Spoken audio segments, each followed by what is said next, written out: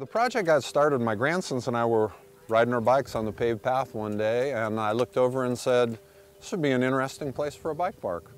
And one of the guys that we ride with, Al Hansen, who's in Florida now, Al and I started talking about putting a pump track in at the first, and we came up with a really rough design for the park and went to the city council.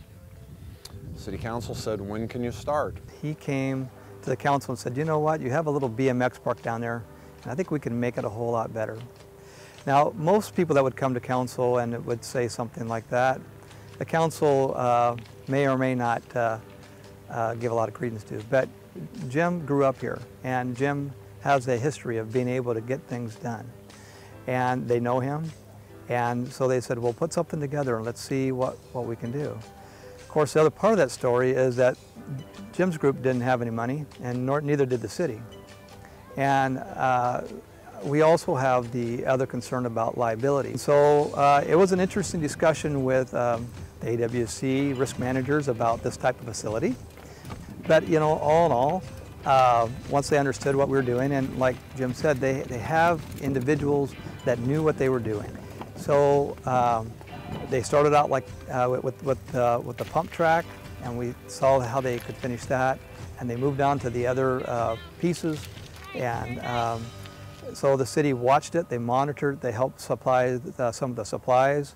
Some of the people volunteered on their own. Even the mayor would come down and volunteer time on his own to make this park a reality. Most of the stuff that we got, we put out the word that we were interested in anything that they had for discard. And examples of that would be, as I mentioned, the street slabs that the city had. We notified them because those would have just been ground up for, to make into gravel.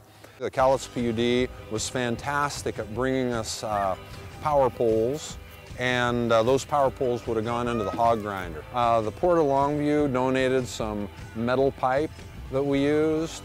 One of the local lumber yards gave us a great discount on outdoor wood, and so we just do everything we can to utilize whatever's donated. And the city council has been, the entire city has been fantastic support-wise, and I want to say that that's been one of our advantages that a lot of communities don't have, is they weren't trying to figure out ways to keep us from doing things. They were trying to come up with ways to make it easier for us to build the park. So. Castle Rock by itself does not have the means to do this, but because of great volunteer groups like the Growlers Gulch Racing, this is how we have kind of rebuilt ourselves and have made this really a quality place.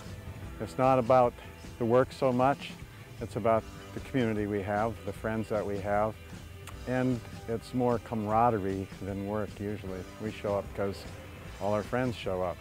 We're all in this community at some point or another, so you know, Castle Rock's a great place to be from, and it's a great place to be.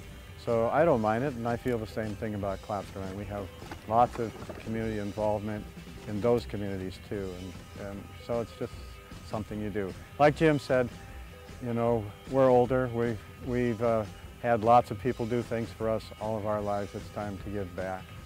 It's a good feeling.